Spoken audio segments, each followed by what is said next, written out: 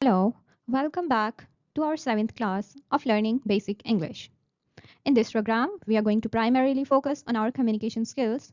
For communication skills, you are going to work on our speaking practice to make our speaking more fluent, and we are going to enhance our vocabulary. We are going to learn some new words, some new pronunciations, and some pronunciation that we have been practicing wrong. We are going to correct that.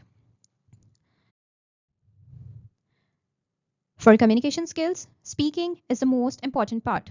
For speaking always comes with practice. The more you practice, the more you become fluent speaker. Confidence also comes with speaking practice. When you are a fluent speaker, you are a confident speaker. So it's all about practicing, and confidence comes itself. So we are going to introduce ourselves in our today's speaking practice again. Try introducing yourself once again using the words provided in the previous class. Always remember this sequence for your introduction.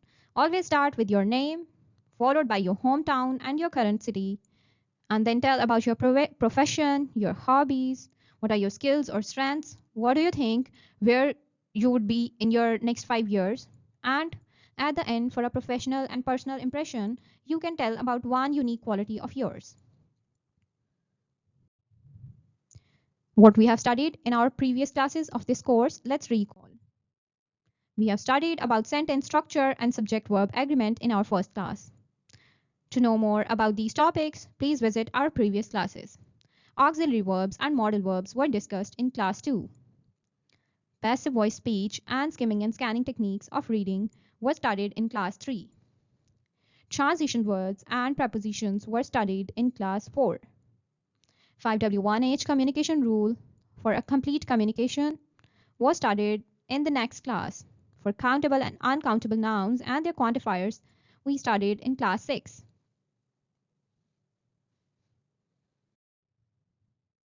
Our today's first topic is directional writing. What does directional writing means? When you have to tell someone how to do something or how to go somewhere, you give directions. Instructions dena, hidayat dena is called directional writing. Why do we need directional writing in our daily life? Let's see what is directional writing first. Directional writing is a type of writing that gives the reader clear, step-by-step instructions on how to do something, how to get somewhere, or how to complete a task. For example, how to make tea. So here, with the help of pictures, there are 4 pictures marked with sequence. Can you give me directions with the help of these pictures? How to make tea? Yes, we can. So let's start. In the first step, we have to take a cup and put the tea bag into the cup. Secondly, we have to pour hot water into the cup. Then we have to keep the tea bag in the hot water for 5 to 7 minutes. Lastly, we have to take the tea bag out of the cup and our tea is ready. This, what I have done right here, right now, is example of directional writing. मैंने आपको instructions दी हैं कि चाय किस तरह बनाते हैं. So, what should be there in an ideal directional writing? In an ideal directional writing, there should be organization and sequence. All the steps should be organized and in sequence. You can't tell me that you have to leave the tea bag for 5 minutes after telling me that you have to put the tea bag in the hot water. The sequence is very important in directional writing. Whenever you are writing directions, sequence बहुत अहम है. कोई काम किस तरह करना है ये बताने के लिए आपको sequence में बताना पड़ता है कि पहले ये करना है, फिर ये करना है, फिर ये करना है. So organization and sequence is very important. The next check is clarity of instructions. क्या मैंने आपको जो instructions दी वो clear थी? क्या मैंने उसमें कहा आपको अब ऐसा करना है? No, I just started the sentences with the verbs clearly telling you now do this, pour the hot water, leave the cup. So all the sentences were clear and they were starting with the verb. So the next step is the instructions has to be clear. जितनी भी instructions दें, they have to be complete and clear. So complete होना बहुत ज़रूरी है. कोई भी काम की instructions आप देंगे, तो अगर वो आप complete instructions देंगे, तो फिर ही काम मुकम्मल हो सकेगा. So this was a checklist. Whenever you write directional writing, make sure you follow this checklist. लिखने के बाद देखें कि क्या आपने organization और sequence रखा है, क्या clarity of instructions है, क्या complete हैं, then your directional writing is good to go. Okay, here's one example of how to escape a building that's on fire.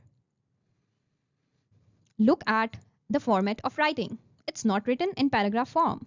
कभी भी directional writing paragraph form में नहीं लिखते. It should always be written in bullet points form. Bullet points की form में हो गया. They all are starting with the verb. Stay calm. Do not use.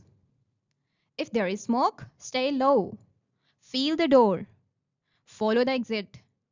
If your clothes catch fire, stop, drop, and roll. Once outside, move. So with the situations, there are just the start of the sentence with a verb. That tells us that we have given the clear directions. So let's read it and see what we have got from the directional writing. Stay calm and act quite quickly. Do not use the elevator, take the stairs. If there is smoke, अब condition भी बता सकते हैं हम कि if the water is boiling, if there is smoke, stay low and cover your mouth with a cloth. Feel the door with the back of your hand before opening. If it's hot, use another way out. Follow the exit signs to the nearest safe door.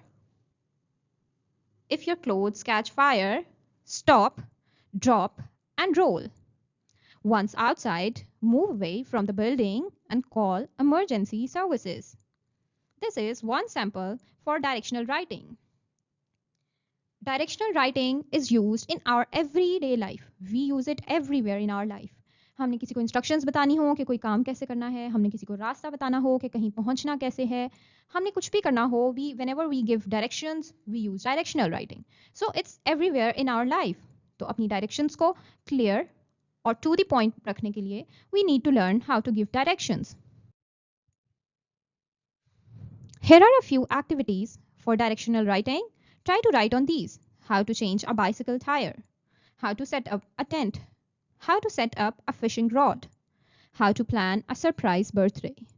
How to work out for biceps. Try writing on at least 2 of these topics and try to write complete, clear, and concise directions. Here, there is a directional writing given on how to make a tent. Another form of directional writing is pictorial representation. This is the assembling the instructions of a house, a toy house. So here they have given the numbers and they are given the directions with the help of red arrows. After looking at these, we can easily assemble these toys.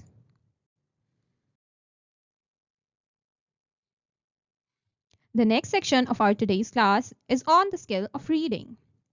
Reading, as of speaking, comes with practice. We have to keep practicing reading for our pronunciation and fluency. There's a text given, and try reading this text with a good fluent speech in a loud, clear voice without stopping or without making punctuation mistakes.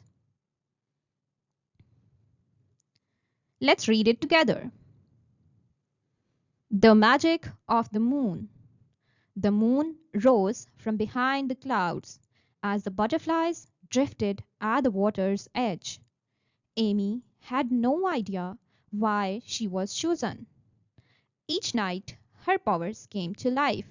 She had full control of insects around her. She could speak to them as if she was one of them. They responded to her thoughts and reacted to her feelings. Young and naive, Amy chose to use her powers to help others. Help!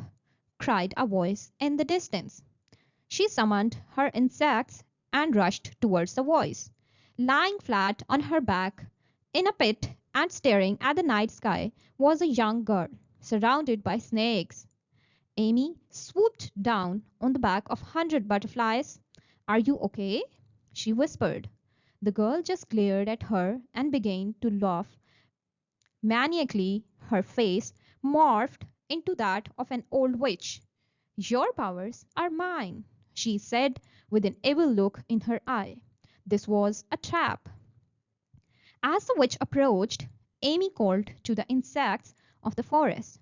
Thousands of insects swarmed but were met by a magical force field. The witch had trapped her. You are no match for me, she laughed triumphantly. All of a sudden, ground insects emerged from beneath the witch's feet.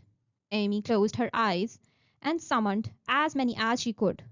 The witch fought and screamed hopelessly. They enveloped her, sucking her into the earth as the force field faded. The moon shone brighter than ever as Amy made her way home. Surrounded by 100 beautiful butterflies, she smiled. Amy knew more evil was out there and was ready for the fight.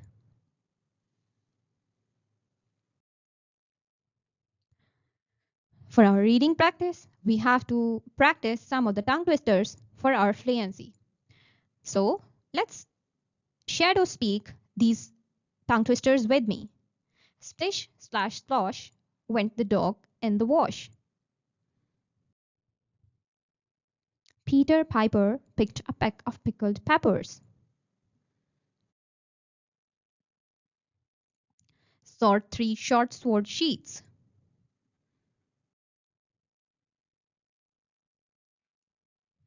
Sally sells seashells. I was born on a short, shiny ship at shore. An ape hates grape cakes. Let's start our pronunciation practice for today. The first word is spread. Spread. The next word is aisle. Aisle. जब भी हम airplane पे बस पे अपनी seats book करते हैं तो there are two options either you can have the window seat और you can have the aisle seat aisle वो साइड होती है जो विंडो के ऑपोजिट साइड होती है so it's called aisle the S in the aisle is silent the next word is accident. Accident. Here are a few more words for our practice. Let's shadow say these words with me. Banana. Hospital. Afternoon. Important. Festival. Coconut. Practical. Condition. Yesterday.